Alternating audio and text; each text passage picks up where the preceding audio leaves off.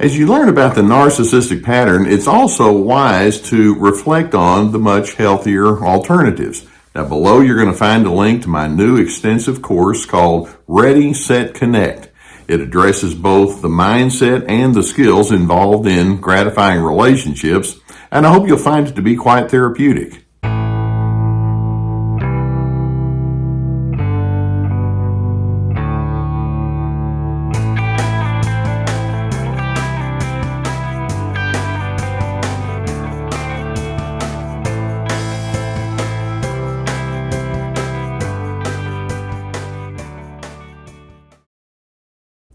You know, every single one of us has moments where we experience anger. And when I say anger, I don't want to just think in terms of the hard stereotypes. We often think of an angry person as shouting and screaming and yelling at the top of their lungs and slamming doors. And sure enough, that's anger. But anger can show up in all sorts of other kinds of ways, like you have your frustrations or your annoyance or your irritability. It's a little bit more of a muffled form of feeling, agitation. When healthy people have these kinds of emotions, they have one goal in mind, and that is, okay, when I feel this way, I still need to stay civil. Now, when narcissists go into their place of anger, civility is about the last thing that's going to show up. These individuals don't just feel angry in the way that they engage with you, but they have a sense of indignation. Now, first, let's keep in mind that their anger is going to be experienced inside the context of their narcissistic characteristics of control and selfishness and manipulation, an attitude of entitlement and condescension and need to be superior. And so when they go into their sense of indignation, basically it's anger plus the thought that says, you're treating me unfairly and I cannot stand that and you owe me. And so they go into this kind of mindset that is tainted with things like bitterness or wrath or resentment. They feel very disgruntled and cheated by you. They're prone towards holding on to grudges for a long time. They're disappointed with whatever slights they feel like you've offered to them. And so in their indignation, they take the anger up to a whole different level, and they're thinking something like, how am I going to make you pay for my loss? You have done me so wrong. Or someone has to be the blame to my problems and you're it.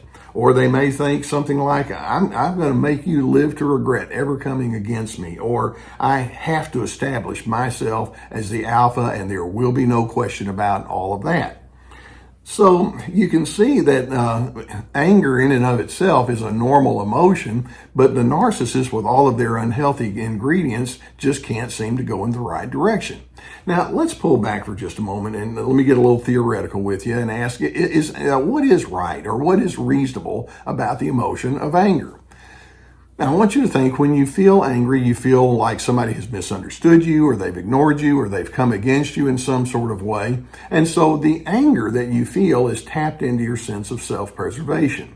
Anger is the emotion of self-preservation, and you're wishing to stand up for three primary things. You're wanting to stand up for your worth as a human being. You want to stand up for your core needs. You want to stand up for your basic convictions.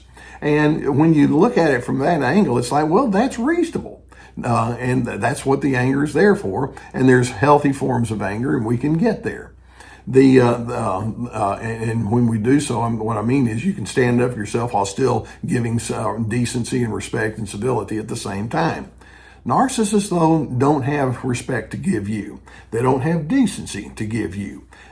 In their indignation, and this goes to the core definition of indignation, they want revenge.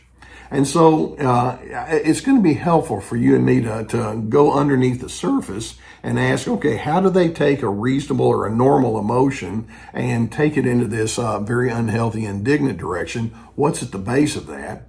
Well, first and foremost, what we're going to say is that when narcissists are inside their anger, that attitude of entitlement that's very central to the narcissist definition is front and center. They have a strong sense of entitlement. The world owes me. You owe me. What are you going to do to make things right? And they have a chip on their shoulder. You know, there's certain things I deserve in this world and you better give it to me. And they take a normal desire and they turn it into a command, and it doesn't work when you do it that way.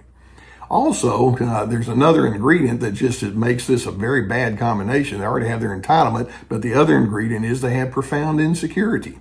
The narcissist has already decided it's up to you to prop me up and make me feel good right now, and you're not holding up your end of the bargain.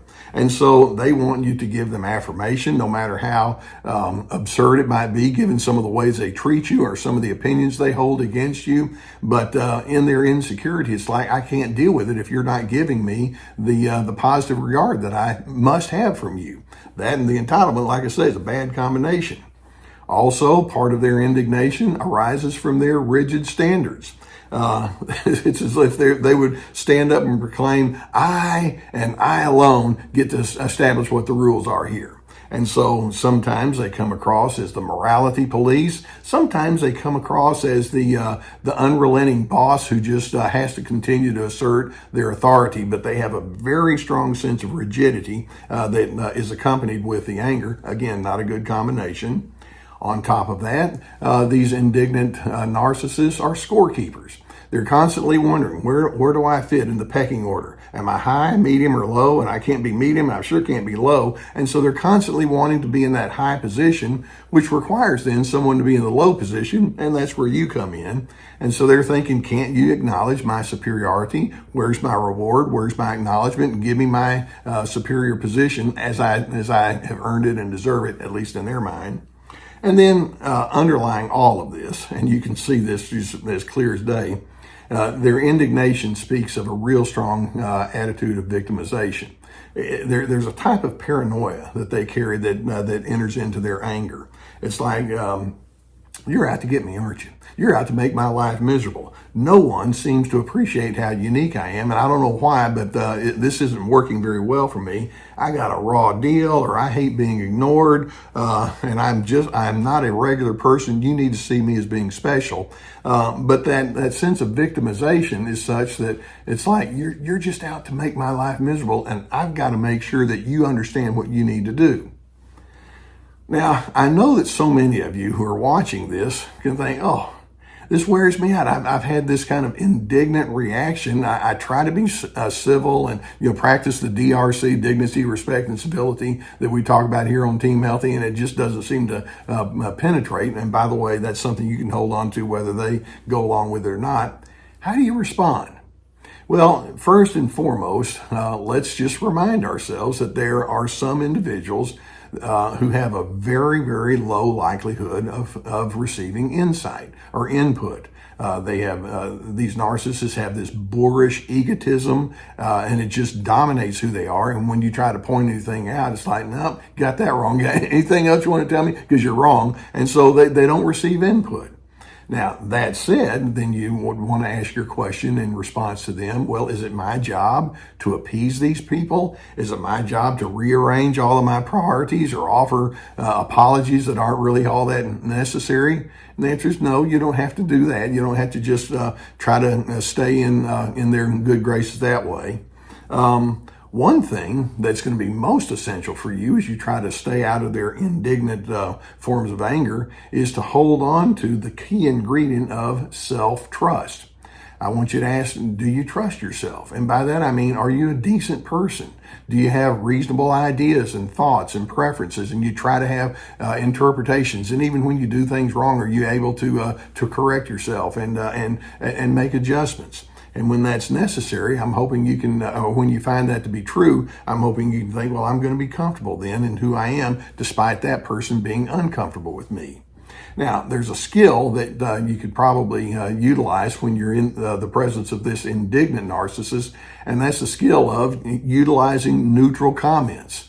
When that person comes across real strong and they're kind of waiting to see what you're going to think or going to say, you can say something like, well, it is clear we do think differently. Or I can see you feel very strongly about what you're telling me. That is coming through loud and clear. Notice my tone of voice. I'm not going to be coercive or anything. Or I might say something like, is there anything else that you would like for me to know? Or perhaps you can say something like, I'll keep your perspective in mind. Rest assured that I did hear you. Now, above all, whenever you're in the presence of this indignant narcissist, don't defend. I have this simple philosophy, and that says, why should I defend that which needs no defense? If I'm a decent person, if I'm well-intended, and that person just keeps coming after me with accusations and blame, at some point it's like, I'm not going to go bang my head against that wall anymore and stay out of that trap. Now, interestingly, at the core of the word indignant is the same root word that where we get the word dignity. In means they don't have a sense of dignity. Ironically, the narcissist is requiring you to treat them with dignity, even as they destroy your dignity. Let's think that one through. That's not good psychological math, is it? And so they don't get it. I build up my sense of dignity by taking yours away. And it's like, well, I don't play that game. That makes no sense to me. And I'm hoping you can decide I do, in fact, believe in my worth. And if it becomes clear in your indignant attitude towards me that you don't, well, my worth still exists, my decency still exists, I'm going to stand on that. Now, I hope videos like this can give you some good food for thought and help you kind of sift out how you're going to go through this. If you haven't already hit the subscribe button, please do so. We'll keep more videos for you. I hope this is helpful as you are in your growth process.